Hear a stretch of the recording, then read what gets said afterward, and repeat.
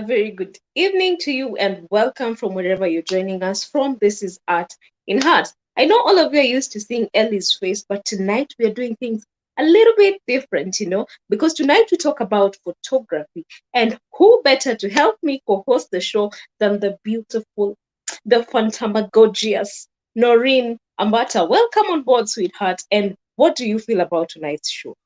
What are your feelings Hey, about tonight? Because personally, I'm happy. I'm excited. wow, all those titles. Yani, ni mimi tu naongelewa. Only me. Imagine. Hey, leo nalala na socks, viatu, wacha tu. Anyway, Hata thank you so much, kumebarizi. guys. It has been a very good week and we are happy to be here. As always, this is Art in Heart and we are so much excited to have an amazing discussion today. And the topic for today is creative photography. Karibuni sana, and I'm bringing in some guests.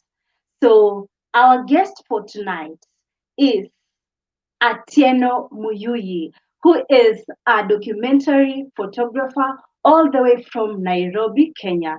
Karibu sana Atieno. Your mic, Atieno. Thank you. Hi, Atieno. How are you? Karibu sana. This is Art in Heart. We are so happy to see you una glow, yani. You're so much glowing. Ama upako wa Yesu umekuonekania. Hiyo ndio inaitwanga chocha. Sikuchochi. Manze, you look so nice. You look so nice. Yesu ni Bwana. Karibu sana. Thank you. Oh, please tell our viewers who you are, what your name is, what you do before we let in other guests. Oh, as you had introduced me, I'm Atieno Muyuyi. I'm a professional photographer. I specialize in documentary photography. I love telling stories, and yeah, I'm happy to be here and share with you guys. Wow. So I let Nyanduko introduce you as our next guest. Yes, Nyanduko.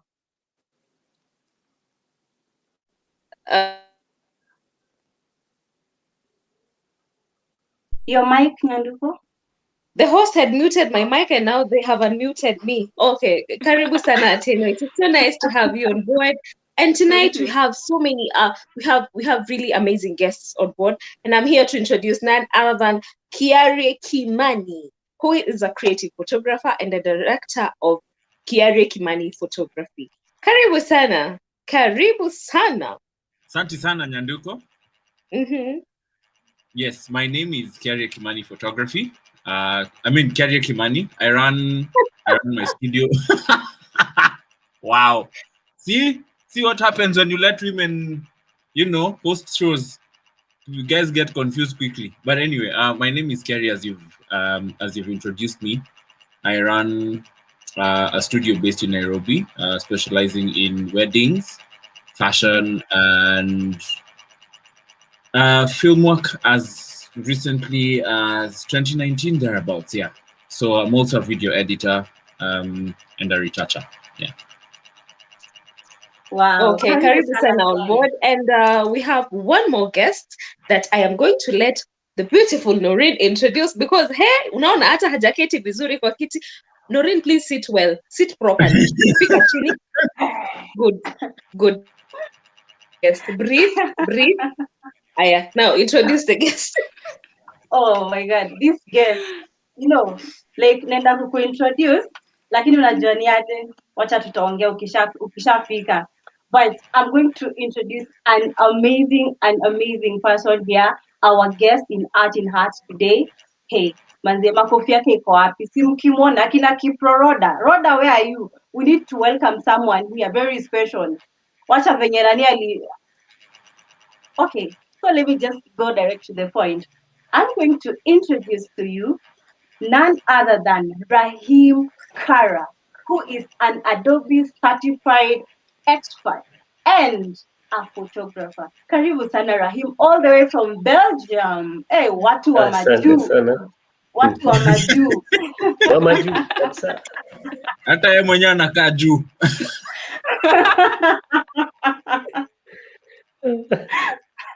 Karibu sana Rahim. We are so much happy Asante to sana. have you today. Please introduce Thank you for yourself. having Ni me. kama sijakuintroduce vizuri, but let Azi, our viewers mmeniweka know mbali sana, are. mmeniweka juu sana, mpaka Hey, Mr. nimeenda juu Kiarii sana. Kimani hasikii vizuri. Mbona vimeanza ku Kiarii yeye sifa zake zinakuja. Unajua tu after this ni mimi na yeye. But for now, let us talk about yourself. Let people know what you do and we can pick it up from there. Karibu sana Mr. Rahim. Asante sana. I'm a creative who has been involved in the industry in East Africa for the past 21 odd years. A little longer than that. I started with the web application development in 1995. And my first time using Photoshop was in 1997. I think it was Photoshop version 2. And since then, I've been involved in photography, in video, and video production, both in editing, production, direction, and with photography with respect to just about every field except for fashion. So I think my forte is in architectural and hospitality photography.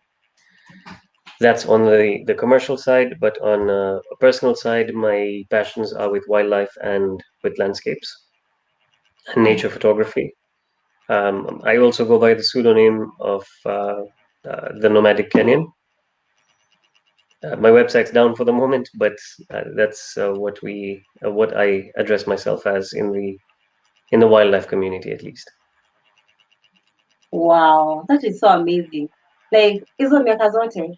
Even some of us hauko wamezaliwa. Kiarii, where were you in 1997?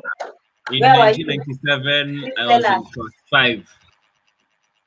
Hey, okay, so What? Yeah, Nyanduko, stop Class being 5. surprised. Yes, I know I look young, but yes, Wow. Dorian You know Gray. when you people are saying at 97, people are existing. I'm like, wait, what? Kwani, what is wrong with the rest of us? I was literally born in 97. So Allah. this is crazy. Oh. Yo, I've never been made to feel like a baby like this. I mean, here And you're someone here making is me saying feel extremely actually they old have right now. 21-year Wait, experience. Rahim. What are you talking about? I think this is the part of the show where me and Rahim just check out because we're just too old for you. So like, what? Nini Masai watoto and then I'm mlale. old too. I'm old too. Where? Watoto hii ni Kwanza, masaa yenyu mwende mkalale. you know, even if hata Victoria akikuja hapa, she's also hapo to 96, 90. Anyway, we grew up fast. Achaneni na sisi. Now let's get into the show. Because if we continue talking about our ages, I'm going to sleep right now. Yeah, please. My bedtime is already here. It's not fair. It's not fair, by the way. KK, we're gonna fight after this. So the first part of the show is gonna be about creative photography. Moving on very swiftly because I'm not going to entertain this your vibe. So let's just continue. We're gonna talk about creative photography, and we have to, go into the aspect of storytelling using photography. I honestly do not know much about photography. I just love photos and I love how I look in photos.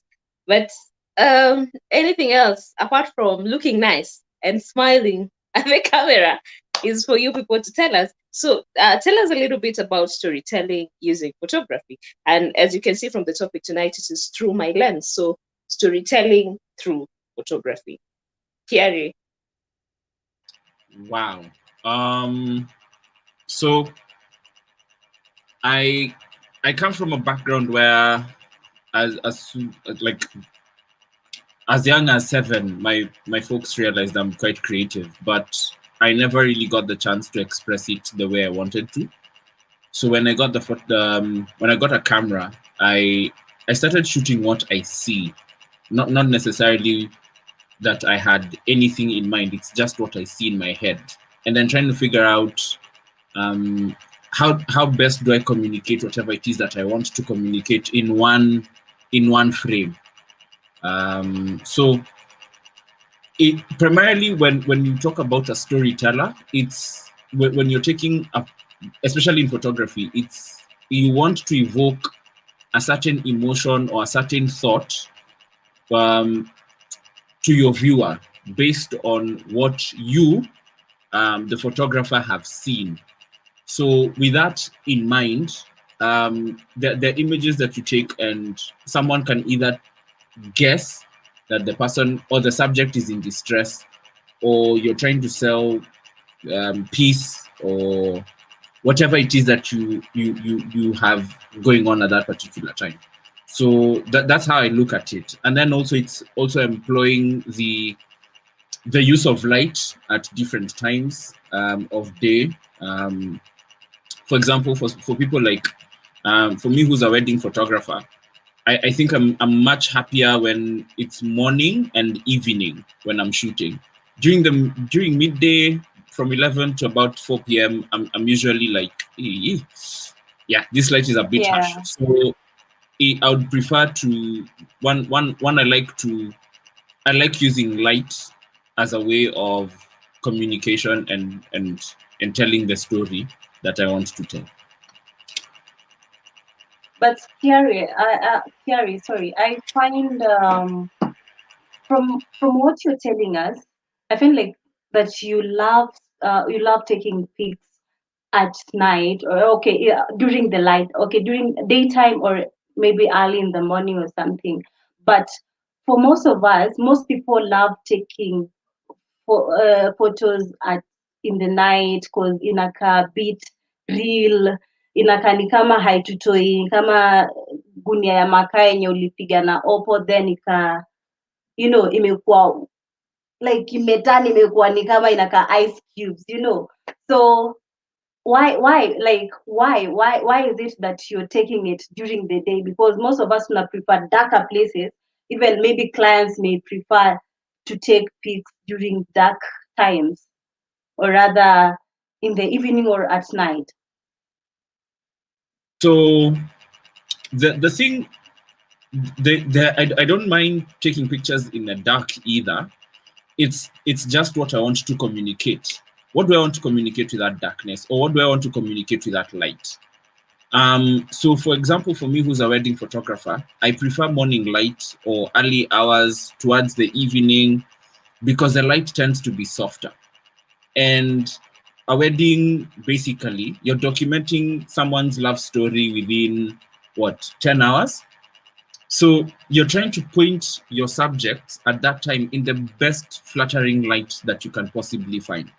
I don't have anything against anyone who'd want to use, say, a flash or additional lighting. I don't. Personally, I do use them, but it's more of a creative decision at that point. But by and large, I understand natural light better. I know how the sun behaves. I know what type of light I want to go with, and how it will show and how colors will look in that light. So it's pretty much a creative decision more than a preference issue. Um, yeah, so that's what I would say. Because then again, also you as a photographer know your tools, so you know what lens will work best where. You know what kind of the more technical things like your shutter speed, your ISO. You know when they would work best for you. So it pretty much lies from photographer to photographer. So not every photographer will shoot the way I shoot. Yeah. And so even for clients who would say, I want my images shot at this time, I would always tell them, yes, I agree with you, because that's what you want. And then now it's my responsibility to try and communicate what the client desires within those parameters.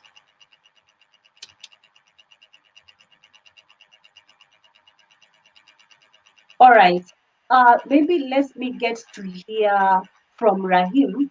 Rahim, why wildlife? Why nature? Why nature? How do you communicate? How do you tell your story through photography in nature? Rahim? Sorry, I was waiting for the mic to be unmuted. Okay, fine, fine.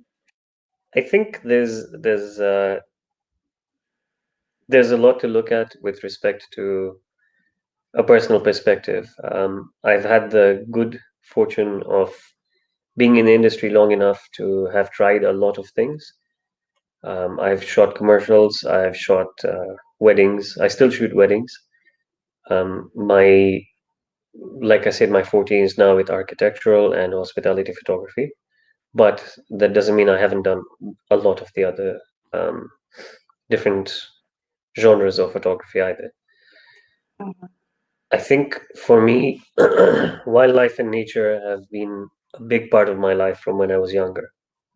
I think the first thing, one of my fondest memories is when I was 6 years old and my dad put myself and my brother in a van, and he he basically hired got us into a tour van and said, "Okay, we'll see you on Monday."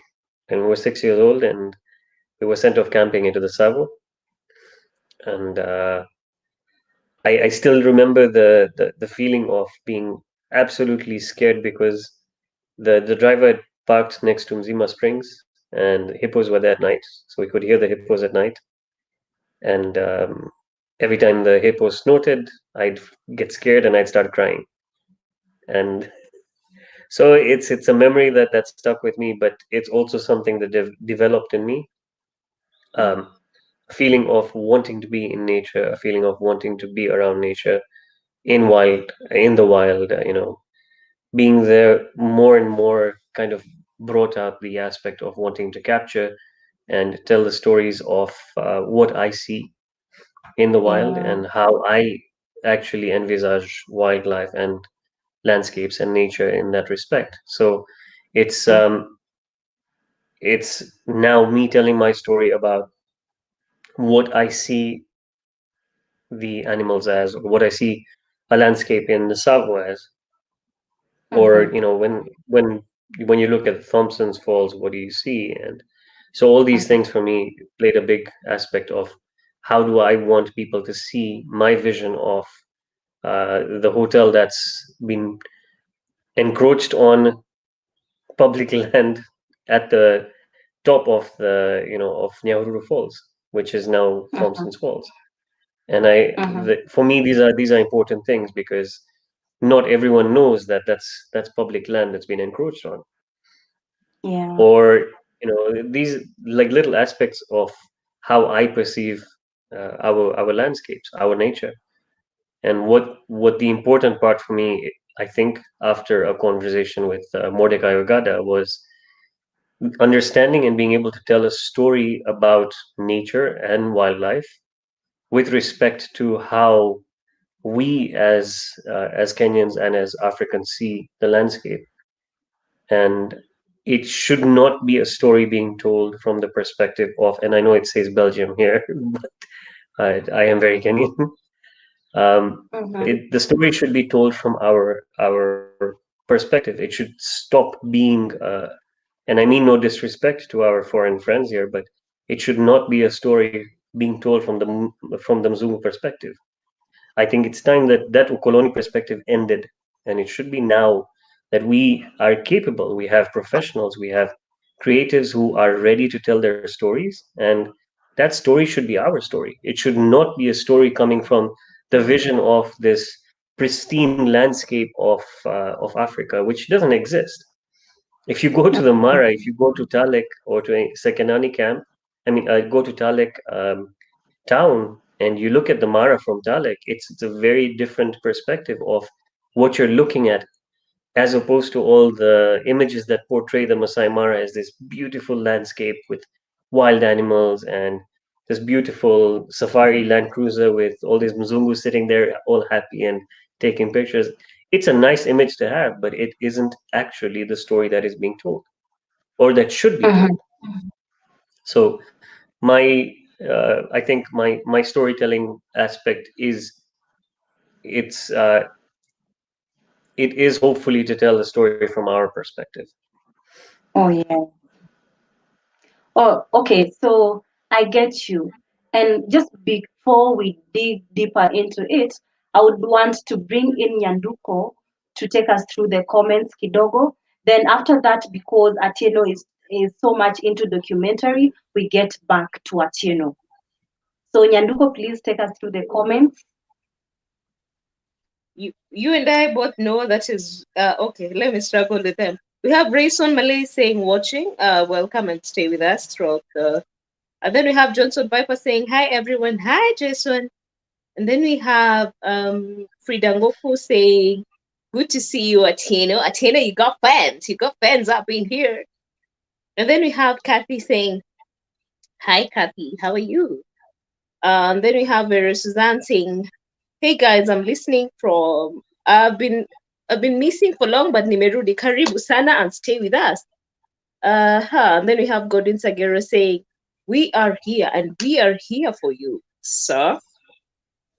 And then we have Son of Gypsy saying, "Kara, hi Kara." Then we have Weekly saying, "Got nothing to discuss." To say we're gonna give you things to discuss after the show. Don't worry, don't worry. We're gonna give you stuff to talk about. Okay. When we have Karanja, we are very happy to see you too, and we are happy to see you once again. I think that was in response to when we said we're happy to see you guys.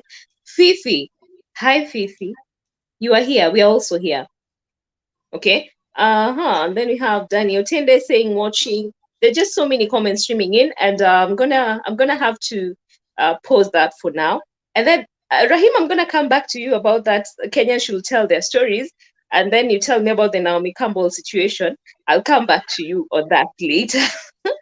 But for now, I want to go to Atieno. Atieno, you're quite the storyteller when it comes to, activism, telling stories through photography. And why is your main focus the stories of the, for lack of a better word, the slum areas? What is your kind of photography, Give us a hint of what you are all about.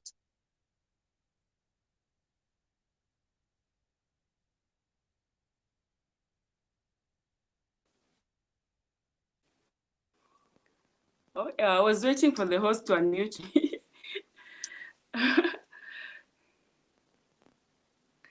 So I do documentary photography. First of all, I'm passionate about the youth. I'm passionate about young women and girls. So most of my photography revolves around them. And one thing I went into documentary is, first of all, I come from Kibera. So there's a lot to tell about Kibera. Even if you put 1,000 photographers today in Kibera, there's something new that pops up in Kibera. So there's always something to say about Kibera. So I love it that because I was raised in Kibera and I've lived in Kibera like better part of my life. So I know like almost every corner of Kibera, and every day something comes up. So one guy inspired me, like he's a documentary photographer. So I love the way he tells stories, and I was like, why not go that path too? I did journalism, yes, but photography was not my in thing. But it later on came like 5 years ago. So I thought I'd also want to tell this other side of Kibera that the Wazungus don't say. So that's why documentary photography. Okay. Okay. Thank you, Atieno. Now, Rahim, before you tell me about the Naomi Campbell, I'm not going to leave you by the way. You're going to have to tell me what your feeling is about it. Uh, you're an expert in Adobe. You're an Adobe expert, I hear. Honestly, to me, that is some French. So please make it English or Swahili because what is that? And how does it come in photography? So Adobe has a suite of products that work for creatives. That is the photography suite, there is the video production suite, and they all have different softwares that work for editing and special effects and creating, changing the view of, or being allowing people to create images based on what they can imagine. This works for videos, it works for photos as well. And they also have web application development tools and graphic design tools. All of these are just different softwares and different tools allowing you to create or to be a creative in the current industry. I am proficient in a lot of those softwares and I'm certified in two of them. So that I think is the simplest way I can describe this. Okay. Okay, thank you. You're gonna tell me something about your feeling, your personal feeling about the Naomi Campbell situation, because you said something about Africans telling our own stories, and what is your personal take on, you know, someone else telling our story, someone else selling our country out there? Um, don't we have competent photographers that can do that? I just want to get your personal take before we go to KK and then back to Noreen. So actually, I think that was filmed by one of our own, wasn't it? What is your take on her being, the An face of, ambassador for us? yeah. I don't know. Like she's lived in Malindi for a very long time. If you know the history of her position in East Africa, at Mhm, least in Malindi, I know mhm, she opened a hotel there, and then she's been there mhm, for a while. I think it helps the effort, but I still do believe that things that were like One Touch Live, that was it it it was like a one hit wonder. It came and went. It was a great idea because in that people were able to see Africa as it was. And I think from there, Mutua, for example, got to a point where one of his images was showcased in Beyonce's song. mhm, mhm, mhm. Um, we've got Osborne Masharia, who's doing amazing work on an international level, which is phenomenal. I think there is potential for us to grow and to move out of the area of the socialites that are there at the moment and the social media socialites as well. But the whole aspect of Naomi Campbell selling, I think she was selling her hotel more than she was selling Kenya. So I don't know. I don't think it was anything to do with Kenya. It was more about, Malindi's been suffering and her hotel obviously has been suffering because of that. So it was a pitch for her hotel. It wasn't a pitch for Kenya. Thank you. I honestly wanted you to say that because I felt like that is what was happening. And the first video was actually very short. And then Kenyans on Twitter did that thing they do. So Noreen, I know you have a question for KK. So Oh you're gonna yes, ask the I question, do because have if a I question. continue with this, my politics, I will not stop. No problem. When I join a politician mkali sana. But before we go into politics and even before we come back to Kiarii Kimani, let us take a short break. And as we come back, we are coming to discuss about a great photography. So stay tuned and remember to share this link. See you after the break.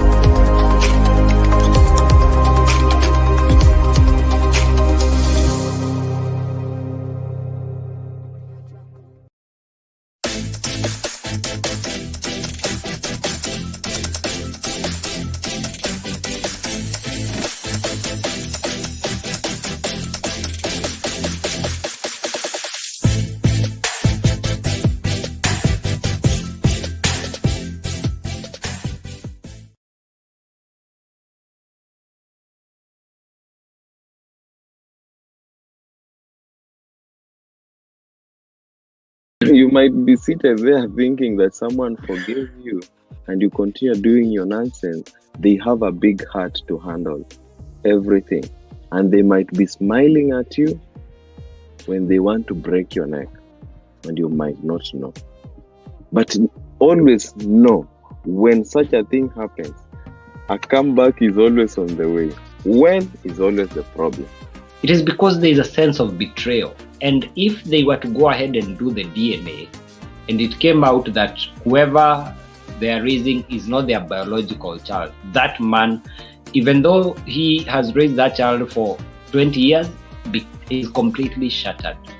And they might, at face value, say that yes, okay, it's okay, our father is in raising, not the siring, all those nice things we tell ourselves.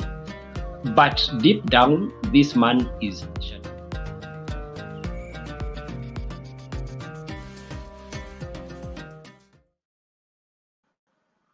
Hey, welcome back. Of course, guys, this is Art in Heart, and my name is Noreen Ambasha. So we are just back after the break. And remember, the discussion for today, the topic for today is creative photography. And sasa saizi we want to discuss about photography, what makes it great. So I'm bringing in Kiarii. Kiarii, please come here. I want us to talk 1, 2, 3 about this creative photography. Naulizaje Kiarii, hii creative photography, what makes it great? Ni ile tu kuinama unapiga picha na angle theta, unakimbia hivi unainama. You know, can you tell us what makes it great? Please, Mr. Kiarii. Okay, so first things first, creative photography is, wow. Let me start by saying photography is very subjective. It depends on who is viewing it and why they are viewing it. And then also, from the photographer's perspective, it is what they want to show.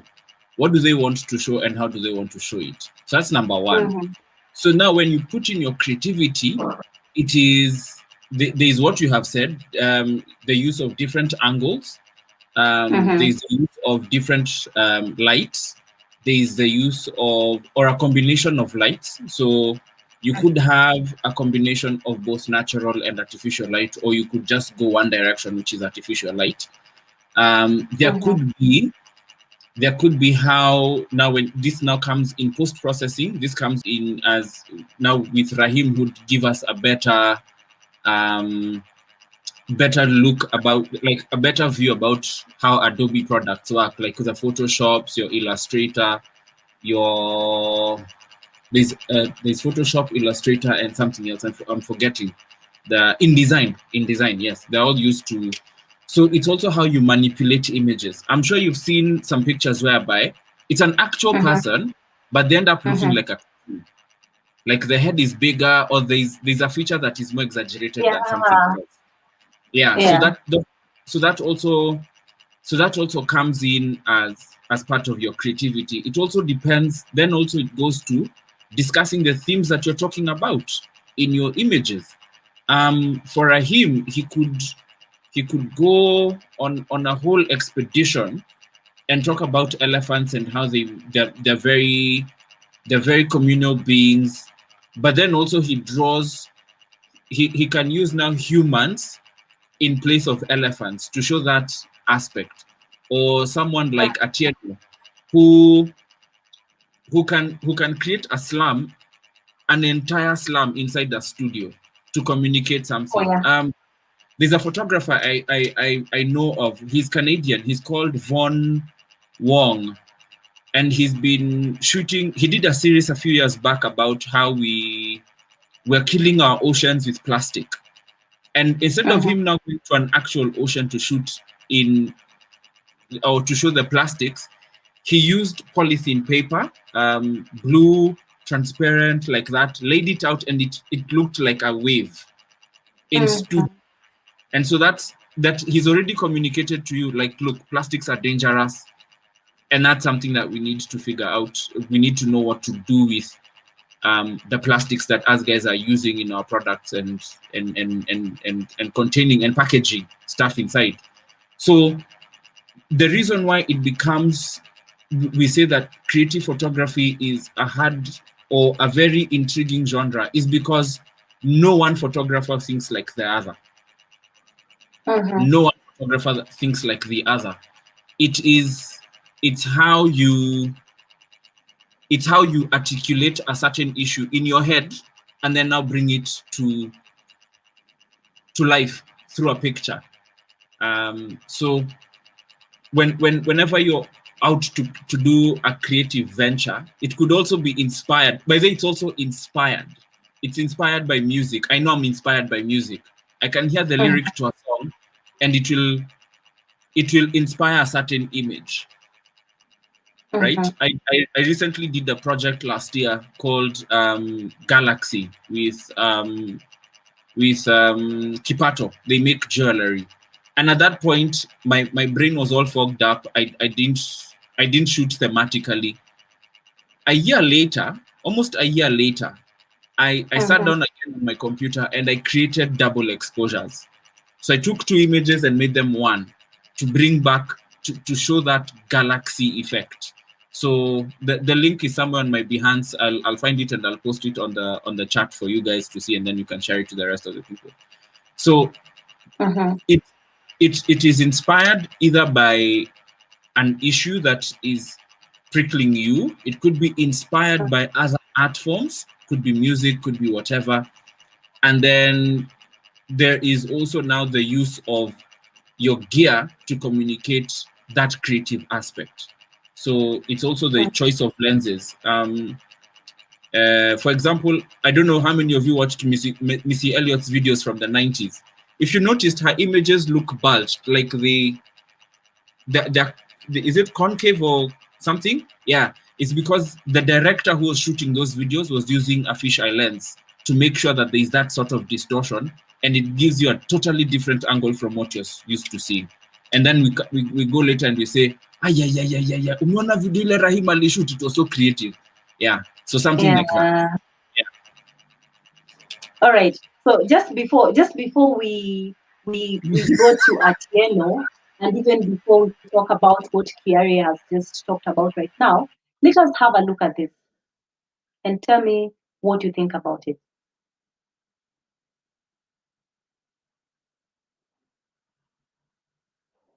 Yeah, exactly. That is what it is linking with what Kiarii was talking about. And maybe to Atieno, what do you think? You've been in this field, if I'm not wrong, for a couple of years, and now you've been taking this pics, and especially in slum areas. So, what makes the pics that you take look great, or what makes them great, Atieno?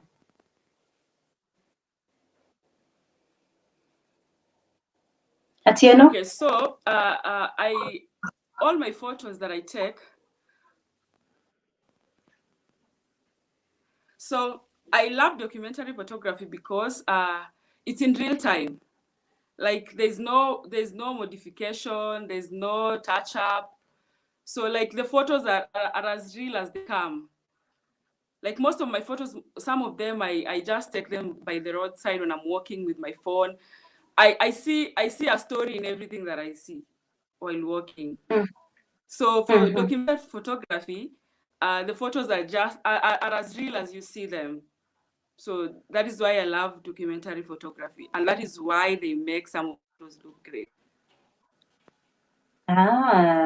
Okay, so ni wewe tu na come up na creativity yako and see where it looks good and you got it. Rahim, you've been so much into nature, and how is it that how does photos zinakaaje ndani ya maji? I know you understand Kiswahili, sasa utavumilia, hivyo ndio tutaongea. Rahim, ni usiniambia hapa kizungu juu uko maji. We are speaking Swahili and a little bit of English. At the end of the day, tutakubaliana, right? So, how do you take pics, Rahim? Maybe let's say inside water. Unajua ukiangalia pics zingine unapata msee anakaa kama maji imemwagikia. That is related to nature. How does it come along? So I'm going to digress for just a moment. I'll get back to your question, but there's a question I wanted to ask Atieno before we move forward.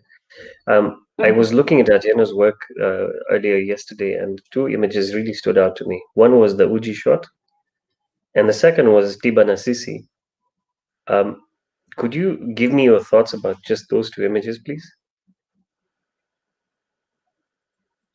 Oh, we lost her. She'll come back. Internet Okay, so regarding the water but shots, once she's back, yeah, regarding the water shots, I think that's something Kiarii has a lot of experience with. He went and swam with his cameras last year or the year before.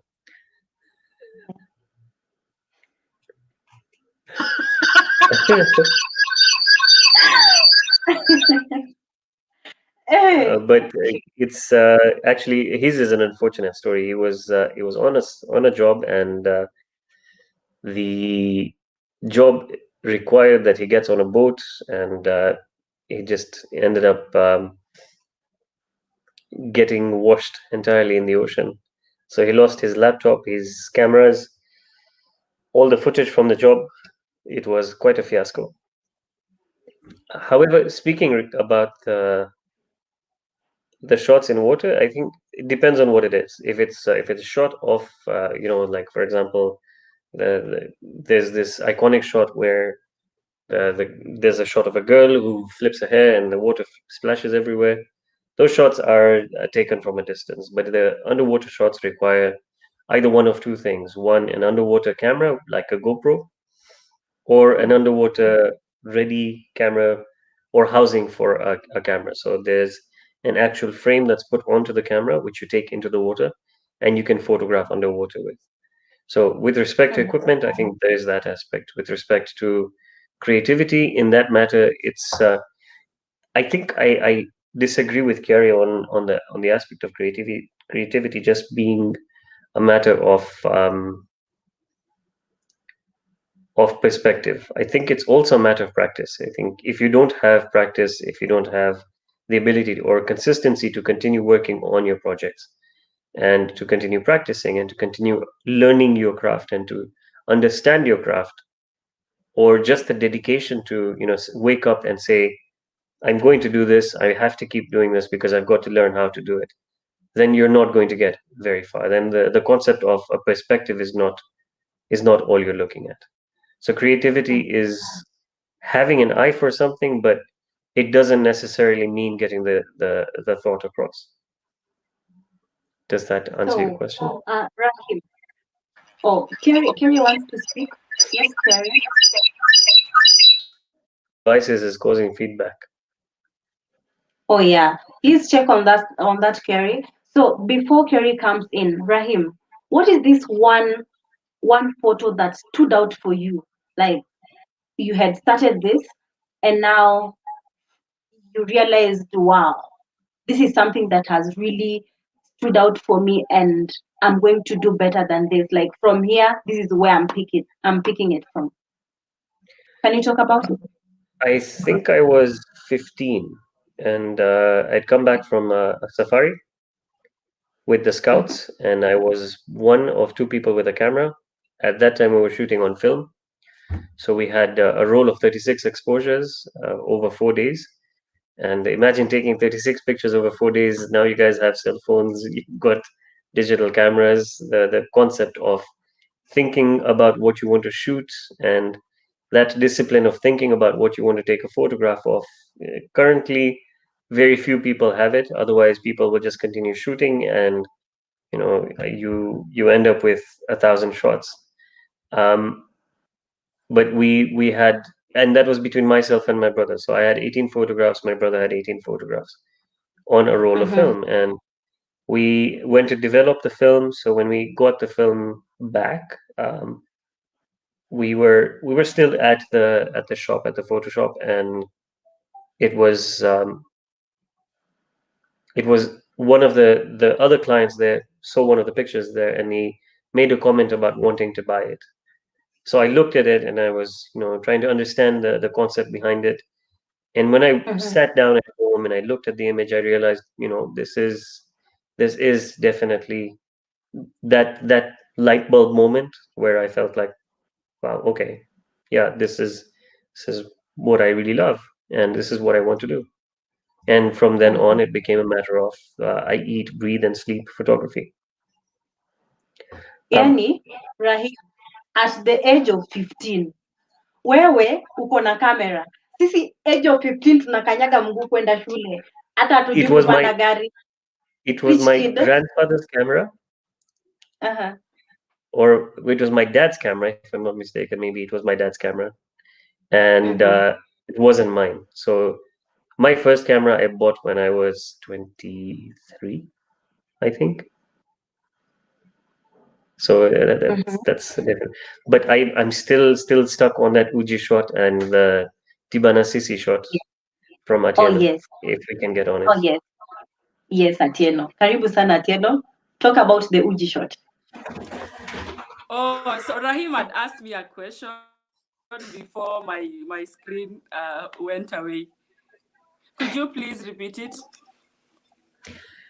I went through your work yesterday, and two shots really stood out to me.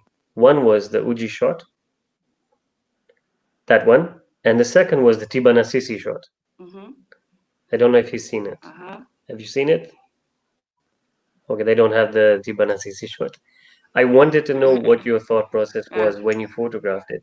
I know that as a documentary photographer, So you're in the moment, but there has to be an aspect of emotion to it because the images are very they stand out quite a bit to me at least. And they're very emotional from my perspective. So I want to know what your thoughts were on that. oh.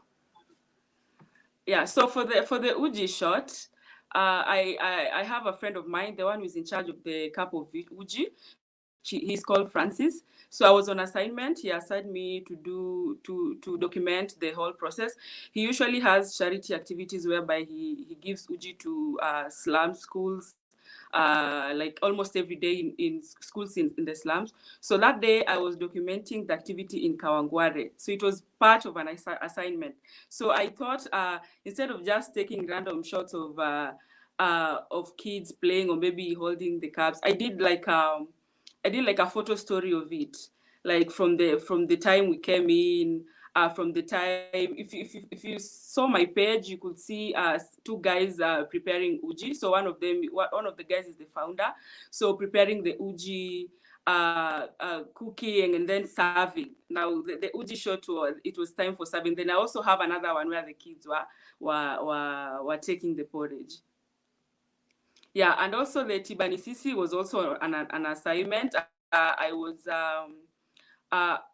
at an organization. They were having a session for girls, and then like the small kids usually don't put on masks, but this particular girl, she was the only one having the mask, and then it was written Tibanisisi, which it was being distributed, I think, by a certain organization in Kibera. So I thought amongst all these, she was the only one, and she was the youngest putting on the mask, and it was really standing out. And then she was just natural. Yeah. Well, all right. So, guys, we are having a very nice discussion here, and I'm learning a lot of things on photography. Yani, unajua tu mi nimekuwa tu hapo. Mi bora ni selfie, sijui mambo, tripod, the handheld. You people, Rahim and Kiarii, Atieno, what is the best way to take, what is the best way to take this? Kiarii, I think there is some feedback on your end. Please check. There must be something, Kiarii. I don't have anything close to me that would give feedback. Yeah. Yeah. All right, no problem. It's fine. We can continue. So, kuna history taking a photo using a tripod and handheld. Which one works better and why? Maybe that is for all of you to respond to it. Then I can get to understand what works for you better. I will humbly submit that question and my position to Rahim Kara because he's got more experience using those two devices more than I do. So Rahim, go first. I think it's a technical question. There's no two ways to go around this. The technicalities behind it is, in most cases, you can shoot handheld when there's enough light. Nowadays, cameras are getting better, so you can shoot with high enough ISOs, which means it allows more light in. Later on at night, you can shoot continuously with your hands. But prior to this, it was important to photograph with your tripod. After it got to a certain amount of light, when it got a little darker, you would need a tripod to stabilize your shot. That's also important for landscape photography, where you need to have a steady shot, or at least something steady to take a photograph of. And in studio, it makes a difference when you've got everything lined up and you're photographing in a particular way. So I think it's, with documentary photography, you're more run and gun, where you're picking up the camera and you're photographing And in one respect, wedding photography is also similar, where you're documenting a wedding. So you don't necessarily have time to take a tripod and put it in place unless you're doing group photos, or you're doing decor shots. Apart from that, I think you don't normally use a tripod. So tripods are mostly used in architecture, in hotel shoots, or you're in a location where you're photographing cars or products, and in studio environments and landscapes, obviously. Yes, Atieno. Thank you so much, Rahim. Atieno, can I get to hear from you? Okay, so for us, for documentary photography, I think like for me, I've never used a tripod when shooting. I think this is the first time I'm using a tripod because it's holding my phone. So for us, like we are like tunaitwa wale watu wa haraka, like kumechoweka mahali. It's me with my camera. I run there. There's no time for me to start setting up the camera. Like I said before, Yeah. our photos are as natural as they are. So the moment something happens, that is the moment my camera will be on, and it's always set. So for the only thing I'll be adjusting is the ISO. Yeah, that's the only thing I'll be adjusting. So for I rarely come across using a tripod for me, or for all documentary photographers. Wow. Huwezi kimbia mahali tuna set up tripod ati sasa nataka kupiga uji. You just grab it and pop. You'll miss a shot. Oh yeah. Yeah, let's say someone Kiarii, you yuko have kwa roof something anazima moto. I know, yeah. Hey, Kiarii. Yeah. Okay, so I have used both handheld and tripods before, but normally if I was to use a tripod, it's because I'm going into something creative, something that I normally don't do away from wedding photography, which would something be like a long exposure image where I want either the water to be completely look like glass, or I want to show very silky waterfalls and stuff like that, or doing long trails. At times, for campers like me sometimes and Rahim, we would like to get shots of the stars as well. So sometimes you need something stable to hold you. If you try to do that with your hands, you'll get very shaky images and it doesn't look flattering. For handheld is, as Atieno said, for certain things, I've been called it's run and gun. You don't have time to think about, I need to set this up, compose my shot this way and do this. No. This one is run and gun. It's quick and go. And that's what we also experience as wedding photographers. Sometimes even in fashion photography, unless you're doing it in a studio. But if you're doing it outdoor, you don't have the luxury to put it on a tripod. Yeah. Wow, this is so nice, Yani. I'm learning a lot. And I'm so excited by it to have you. Of course, our audience, thank you so much for joining us. Keep a order, Jerry, Buzz Studio, and Lumasai. Thank you so much, guys, for joining us tonight, and we are enjoying the show. And in case sijataja jina yako, just know we are together, and I love you all. But before we go to the next bit, I'll take us to a very short break. Then we come back to discuss on our next bit. See you soon.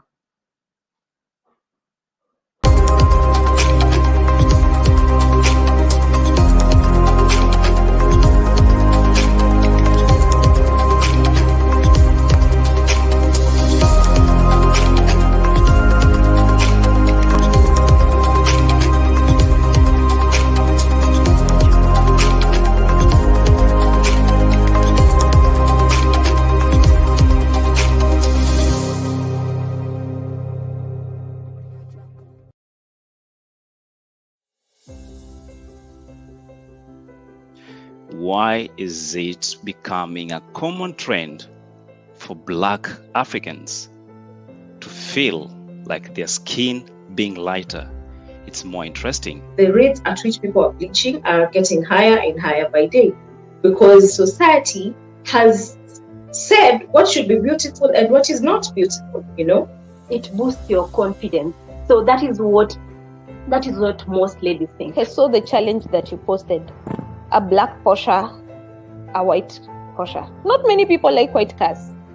Like, black looks more sexy, black looks beautiful. So fair skin, black skin is also fair skin. But when we come to casting these strong black women, we want to cast them for security guard roles. I don't know what ideas we're driving. You start having different, like Nduko said, there's some places that don't even bleach. I am tempted to think about some other places as well.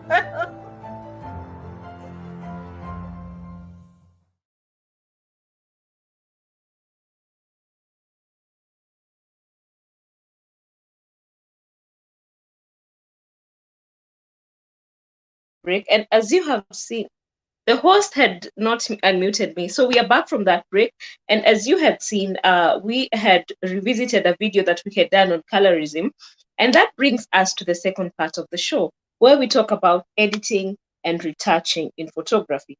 Now, we all know that photo editing is a trend that has been going on for a while. Now, we'd like to engage our panel and get to understand their views on photo editing and skin retouching as well, because it has been there for a while. And Kenyans on Twitter are never late when it comes to reminding artists who have lost their knees in retouching, where are your knees? You saw what they did to Nadia Mukami the other day. They're like, sis, kitovu na magoti zimeenda wapi? Rahim, you know, they were saying after God fear photographers, because you people can transform anyone into anything. You know, 1 minute I'll be looking like this, and the next I am snatched. My nose is sharp. Me and Naomi Campbell, same WhatsApp group. I mean, why are you people doing that? I mean, is it the new trend, or is it what people want? Because it could be what people want. And is it affecting how people view or perceive themselves? Because now you have me here with self-esteem na attitude, looking like, you know, whoever you made me think I am. And out here, people are looking at me like, sis, what's going on? Why are you doing this to us? I mean, Rahim, please. First of all, Naomi Campbell's got nothing on you. Let's just get that straight. Thank you. Now, Second, blushing. that's good. Secondly, I think this is a fight I've been having on one of our forums, which is the Professional Kenyan Photographers Forum on Facebook, with a lot of photographers, that, you know, it is a big issue right now that we are over editing images, where we are supposed to be looking at things that are simple, where you retouch to a certain degree.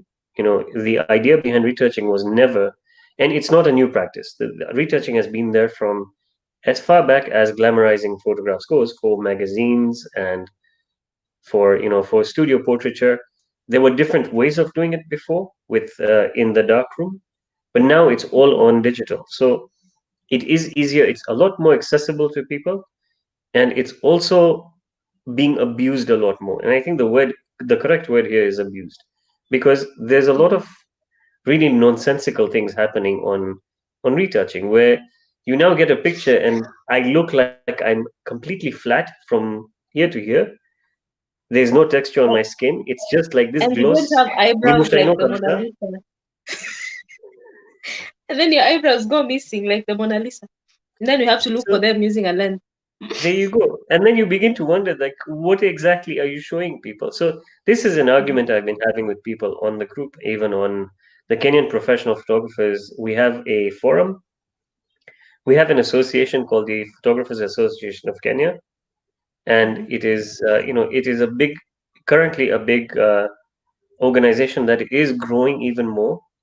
And one of the things that we're striving to do there is to educate and to bring together the photographers. The youth of Kenya are now, you know, evolving into a commercial venture of photography, which is not something that has been there before.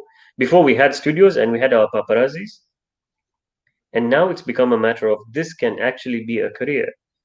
But apart from that, this, the concept of, I think this draws back to what I was saying earlier, which is that we need to start looking at things from our own perspectives, not looking at things from the perspectives of the uh, the first.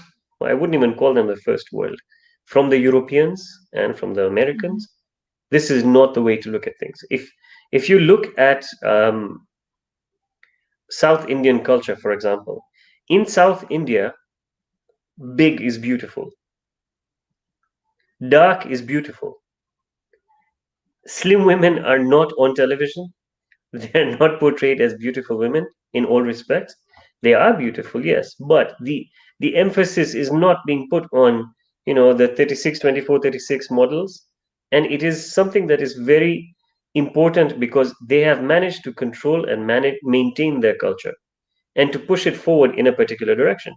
And I think that is something that we have to do from our side as well. Mhm. Now, with Okay. respect to the creative retouching aspects, I've sent some stuff to Ellie. I don't know if he's able to see it. If he's not, then I could share my screen and show you guys a couple of images that might Please. explain what we can do in terms of creatively altering an image from conception all the way to a what a particular vision in my mind was. Mhm. Is that something I can do, or can Ellie do that from our Yeah. side? If Okay, Ellie is not able to, you can. okay. I'm just going to open that in particular so that we only have that one thing and share screen. There we go. Okay, share screen. All right. And what I would like to show you is very simply some of the things that I had done in the past. One of them is of a photographer himself. This is Mohammed Abbas, is a photographer that I used to mentor at one point. He was a student of mine in Mombasa. We got bored one afternoon and there was a lot of rubbish in the backyard. So we went out and we created this. It isn't necessarily anything meaningful or not meaningful, but sorry, but this is the idea behind it. One of the projects I put together for Strong African Warrior Women was, I think, in 2009, and it might be a bit dark, so these images are a little old, and my monitor may not be the best, but the idea was to start portraying things from a different angle, that we look at everything coming from a, a whitewashed or a very, European, North American side of things that isn't necessarily what we should be doing. Sorry, this is for some work, commercial work. There was again conceptual work for Luanda Magere's story that we put Oh. together. My brother was having after a very difficult day with KPLC, so we put something else together. And I was bored in the studio one day, so I made myself into a pirate. The idea behind all of this is just to help you understand that retouching or editing and post production in that respect is not necessarily limited to what we're currently doing, which is whitewash a face and remove all the blemishes, but remove everything else from there. And there are a bunch of creatives. We have such talent. If you get onto the professional Kenyan photographers page on Facebook, I keep forgetting his name, but there's this guy who keeps putting this woman in a loaf of bread and in really interesting he was blowing up on Twitter the other day, and he's got these really creative ideas and he's doing all this on Photoshop, and it's beautiful to see this work because it's his perspective of what's happening around him, and he's telling this story from, yeah, mini chips, that's the one, yeah, mini Let me chips, check. Yeah. yeah. It was beautiful to see this happen. And like that, there are a bunch of other people on this forum as well who are creating some beautiful work. So I think retouching, editing, post-production, creativity to that respect is limited to two things and not necessarily connected to two things. It is limited to Mhm. creativity and to the understanding of your creative software. However, it is not limited to your creativity and your knowledge. No, it's not limited to your creativity. It's limited to your creative knowledge of the software. No, it's limited to the knowledge of your creative software. Sorry, because you can be a completely boring person and not be creative at all. But if you know how to use the software and someone gives you an idea, you can actually create and conceptualize that from a mathematical or an analytical point of view and actually get it done. However, if you're a creative but have zero skills in creative production and being able to actually actualize that story, it's a nil-nil for you. Okay.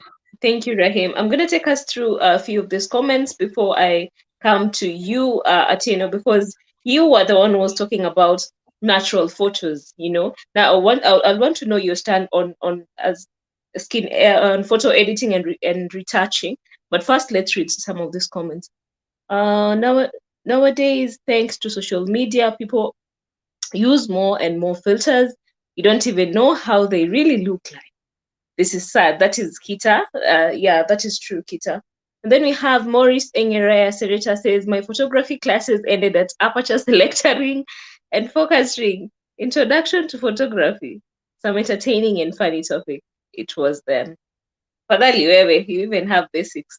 Some of us don't, we just know Snapchat. I think that is all that Victoria could pop on the screen for now. So, Atieno, you really insist on taking natural photos, you know, taking photos of things as they are naturally. What is your take on the editing and the post-editing of photos, you know? So I wouldn't say much about the over-edited photos because that is not my line. So I also I'm not against those the creative photographers or those guys who overdo photos, as in they over-edit them, and until when you meet someone on the road, you're like, is it the same person I saw on social media? So personally, I don't like the over-edited photos. I mean, I'll just have my stand. I like the photos as natural as they can be. Even though I have studio photos of myself, but I always tell the photographer not to like over-edit them. Like if you see the photo that is on the poster, it's not over-edited. So I like it that natural. So I'm also not against those who like overdoing it, but too much of something spoils everything. Okay, thank you, Atieno. I'd like to bring in KK to talk about the green screen and how it has really affected creativity. KK, what is your take on the green screen? Nani amemwanmute sasa kabla nimalize kuongea? How what is it really, and how has it affected photography?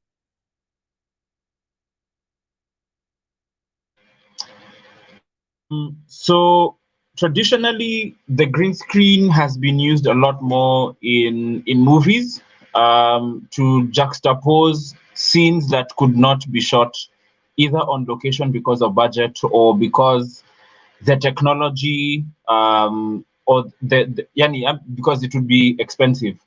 So in actual sense, green screen technology in actual sense has not made anything easier. It actually is more technical than you'd imagine. Yeah, because there's a lot of it. If I go into post-processing, there's something we call a Kia or Luma Kia. So it selects a specific color, which normally is green or blue. So that's what it's traditionally used in the filming world or in cinemas to now add in other details that you could either not shoot because of budget or the technicality behind it would be too much. So for example, if you've looked at Rahim's work, where we've seen a child and two hippos or two rhinoceros there. Now, if you're to compose such a shot in the wild, you're putting yourself in harm's way. You really are, because I mean, surely how are you going to fight a 4-ton animal and there's a child plus yourself? It's going to be really difficult. So what you're going to do is put a green screen behind your subject in such a way that when you go to your editing software, most likely which Photoshop is a really good example of, um, you'll be able to cut out that person really carefully, and then now juxtapose whatever else that it is that you wanted to do. Now, here you have to be very keen on what you're trying to composite. What image are you trying to composite here? Is it an elephant coming from the background in a rush and someone running away from it, or is it someone touching a very ferocious animal like a lion and sort of making it look like it's calm? So with that, now you're able to you need to now start taking into aspects of your you need to start taking into account your size, the size of the subject, the distance between the objects that you're throwing in. So it is actually stretching you to think even further about how you're going to bring an entire concept to life. So with green screening, what you have now is it's almost like a blank canvas, to work with, to when trying to create certain things. I don't know if you guys watched this series called The Mandalorian.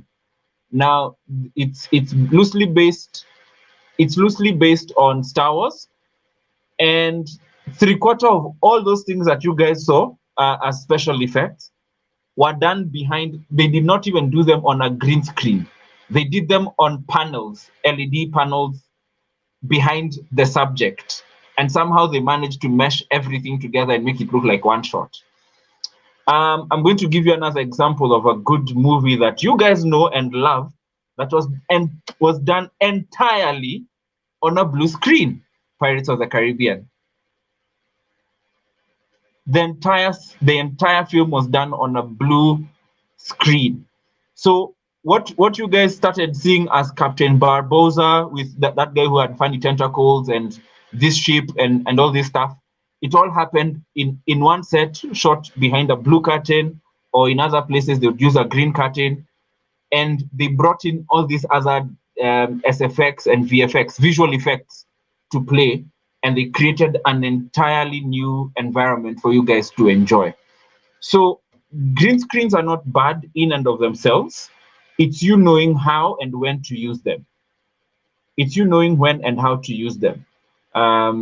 If Rahim can chime in, we've seen work that yes, we can tell where the person wanted to go, but you literally cringe at the entire composition simply because someone didn't take into account, oh wait, I was shooting behind a green screen. So they probably asked the model to jump, took the shot, hair went everywhere, and then when they were retouching, they forgot that some of the color that is behind on the green screen was to be removed. And so you're like, wait, did I see a bit of the background in the image? What exactly was happening here?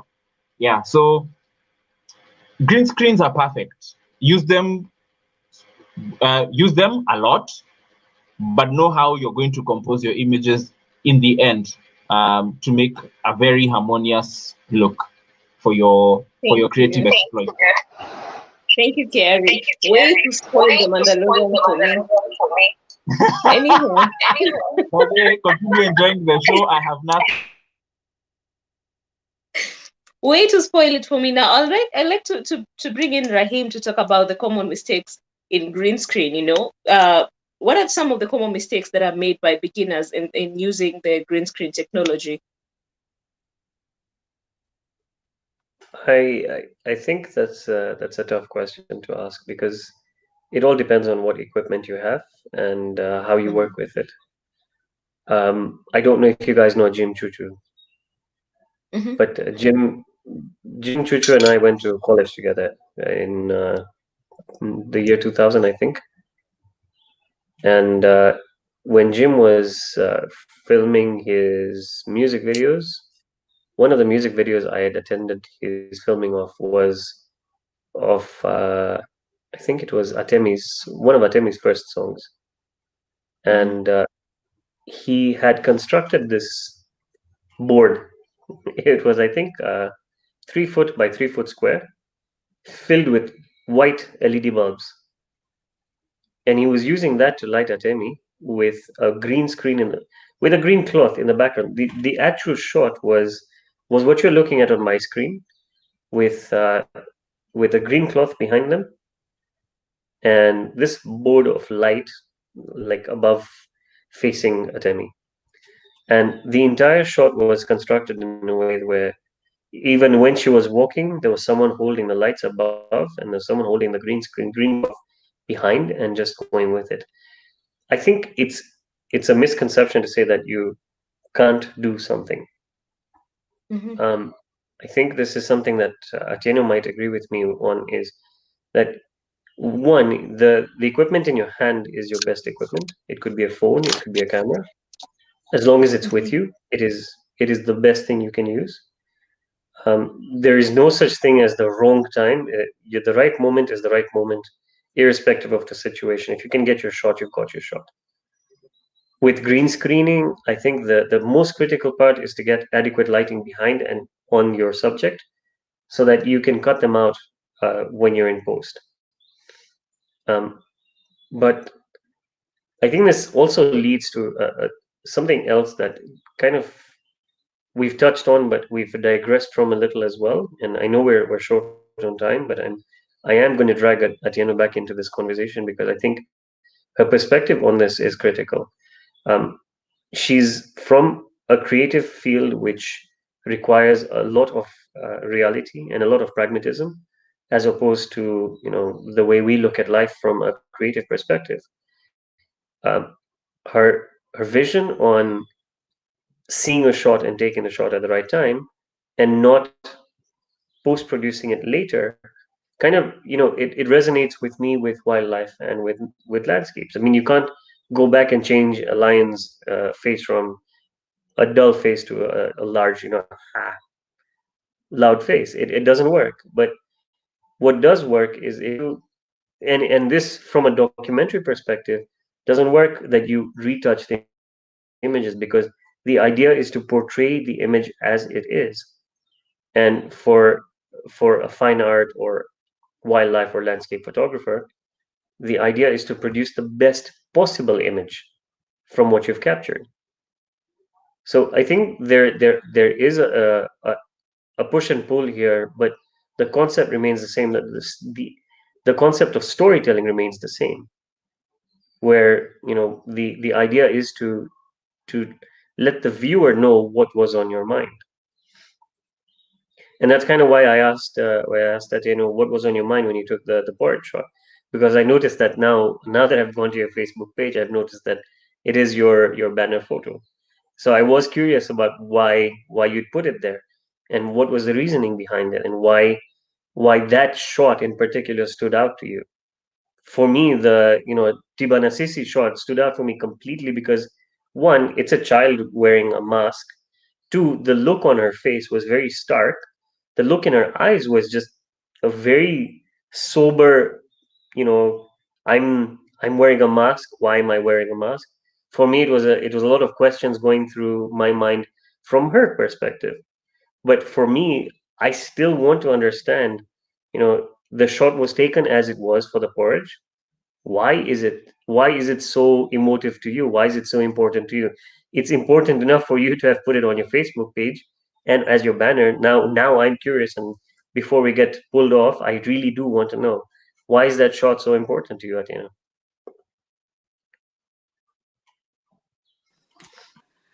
Uh, I mean, for like I said, the two photos are part of a photo story.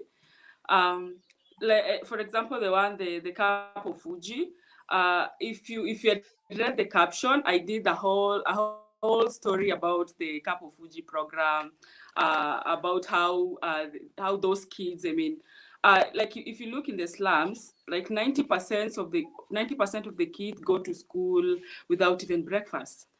So I mean, that kid holding that cap is like life getting into him. Like it's a relief. I mean, you can't see the face, but there's happiness in it was a he. There's happiness in his face. Like, I mean, since yesterday lunchtime, I took lunch in school. When I went home, I didn't get anything. So at 10 a.m. in school, this is like power. Like I'm refilled now.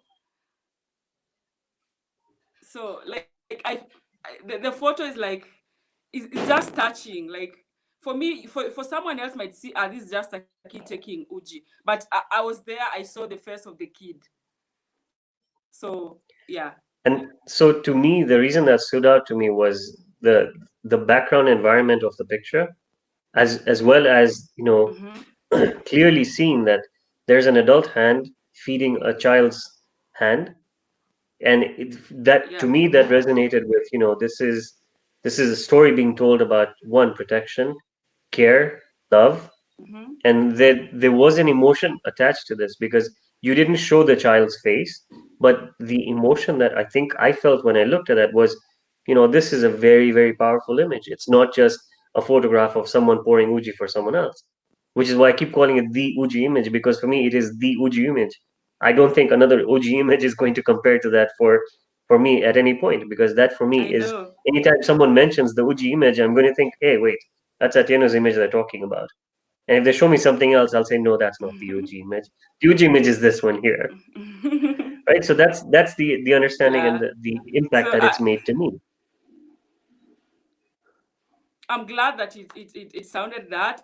Like Kiarii said, photography is subjective. Like the way I view it as a photographer is not the way someone else will view it. Like you see, you've come with another perspective. I didn't know that's how you view it. Maybe someone else somewhere sees it in a different way. So for me to be able to bring all those reactions in that photo, so nice.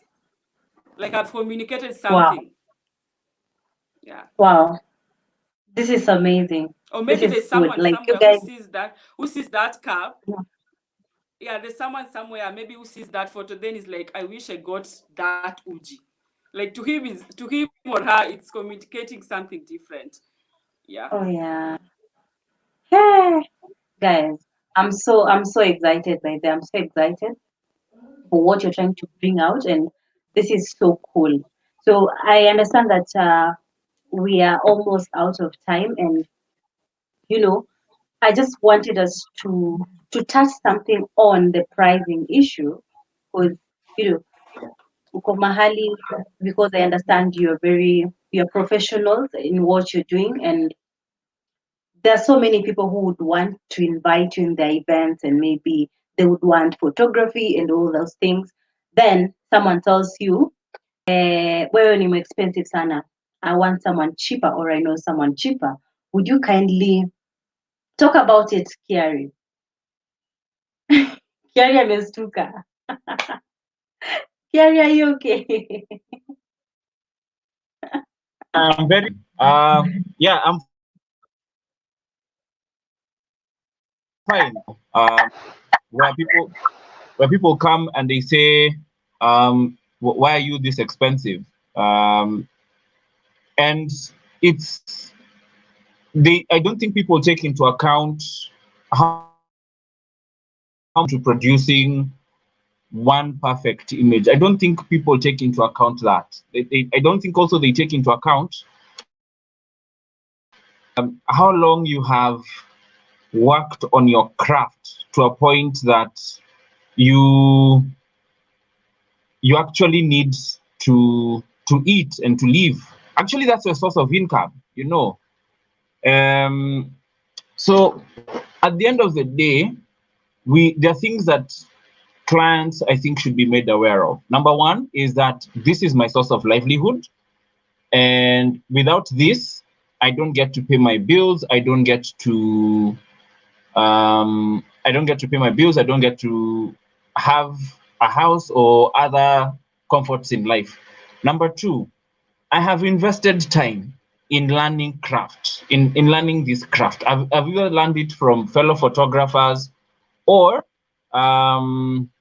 sites like Skillshare or YouTube. And those things, for like say something like Skillshare, it's a subscription-based service. There's also Creative Live, which is also subscriber-based, and it's not, they're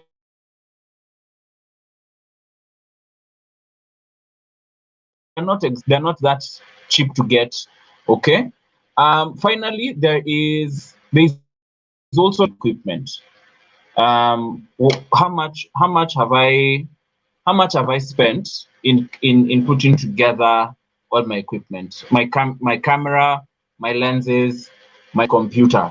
In fact, it even goes to the choice of lenses. Now, for example, like someone like Atieno would probably buy a lens that, for example, for that shot of the cup of Uji, she'd have to spend money on a lens that would allow her to take that shot from a safe distance. She doesn't want to be intrusive. The cheapest probably that lens would cost is 170,000 shillings. For Rahim, on the other hand, I do not even want to mention the cost of his gear, because he wants to go and shoot lions. So he's definitely not going to go up close to a lion. Hi there, can I take a picture of you? No. He'd probably spend I think there's a, Rahim, correct me if I'm wrong, but there's a lens that costs 2.2 million bob for wildlife photography. Yeah, a Sigma lens, 2.2 million shillings. That's aside from the cost of the camera alone. Right? Now there's someone like the commercial photographers who spend upwards of 3.2 million on a camera. They've just not bought the lenses yet. It's just the camera alone. Now let's even talk about the computers that we're going to buy. You know, it's been said all photographers like using Mac products. So we will spend right now the ballpark figure is about 200K for a good MacBook computer. Yeah, so it's by the time you put conservatively, if you're starting out photography and you want to look professional enough, a very conservative figure is about 200 to 300K, and that's for really, really professional gear. And then now you have to recoup these costs. So how do you recoup these costs? If you don't charge a premium rate, for example, or you have to do work that can command that sort of figure. Yeah. So I know, like we just always want to say, oh, photographers are expensive and everything, but when you tot up everything, photography is really, really expensive, either as a hobby or as a profession. It's still very, very expensive. So if you're going to opt to go and find somebody else who can do it for cheaper, okay, but then again, be ready to contend with the quality you're going to get. You cannot, you will not spend 15 G's on a wedding shoot that the photographer asked you 100K for and expect the same results. It doesn't work. It doesn't work. Okay, just a moment. Kiarii, I want you to kindly talk about the equipment, the fundraising on your equipment, only for 2 minutes. Then we go to your advice on the upcoming photographers. So that will be a 1 minute talk from each of you, because time is not on your side. Deal? Okay. Thank you. I lost equipment about two years and some months ago. I'm currently fundraising to get back my camera and lenses that got damaged while at the job. So if where you are led and feel sufficiently philanthropic, in the words of one Kenneth Marende, if you feel sufficiently philanthropic and charitable, my pay bill number is 891-300. 891-300. The account number is 31031. Any amount is very much welcome. Any amount is very much welcome. Thank you so much. Thank you so much. Guys, if you're watching this, please support Kiarii because this is the time that he needs you. And I know pia wewe wakati ule utahitaji usaidizi wake, he'll be there for you. And I just want Atieno, 1 minute, what advice would you give to an upcoming photographer? Same to Rahim, Kiarii before tukafunge. Sawa. Atieno, to you, my lady. So for me, so for me, I will advise those upcoming documentary photographers, one, to do more research, as in follow all those documentary photographers that you may want to, like on Instagram, everywhere. See how they are telling their stories. See how they approach. They are telling their stories in a different approach. And also, second thing, invest in your equipment. For me, I when I started, I didn't even have a camera. I used to like use my phone, but when I got gigs, I used to like hire from people and then I pay. But I used to factor in my quotation. So when I'm going to shoot for a client, the client must know which camera I'm using and how much I'm getting it for. So that he or she may not undercharge. Start bargaining on the quotation that I gave him or her. So invest in the equipments and be updated. Do research and read and read and read.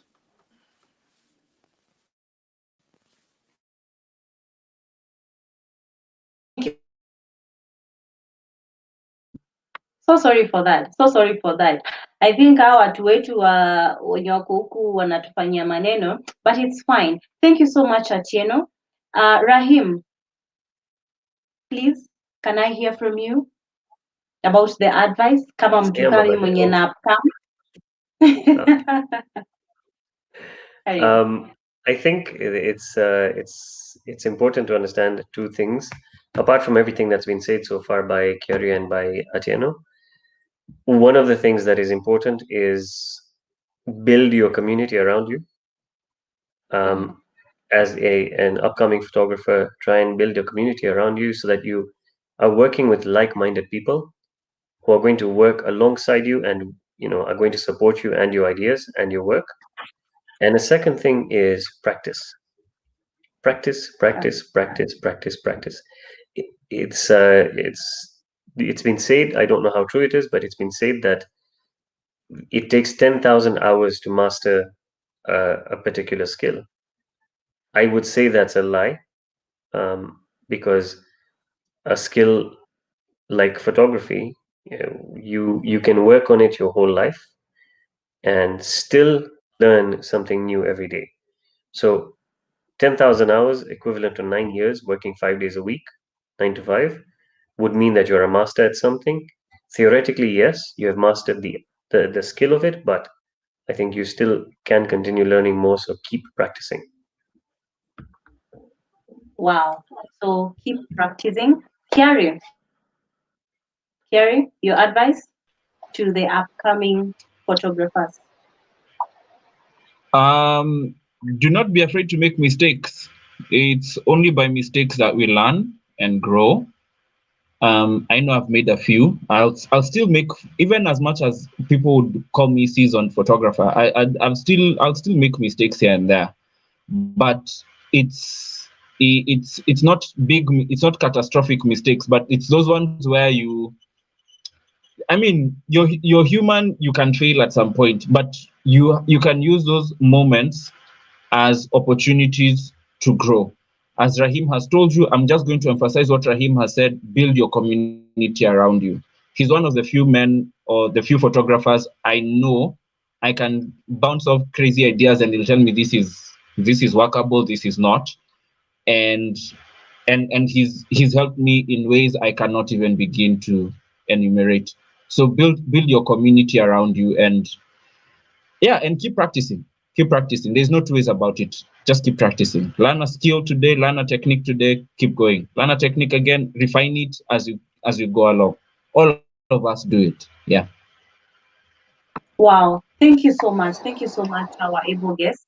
It has been an amazing show and we have learned a lot. Remember, keep practicing. build the community around you, and remember that even in mistake, you're still growing, you're still learning. So if you make a mistake today, it is not the end of everything. It is an opportunity for you to rise up and continue with the journey, and you'll find yourself at a better place than you were yesterday. So that was it from us. This is, of course, Art in Heart. And before we go, Nyanduko Nyabuto, please say something, your parting shot. Nyanduko.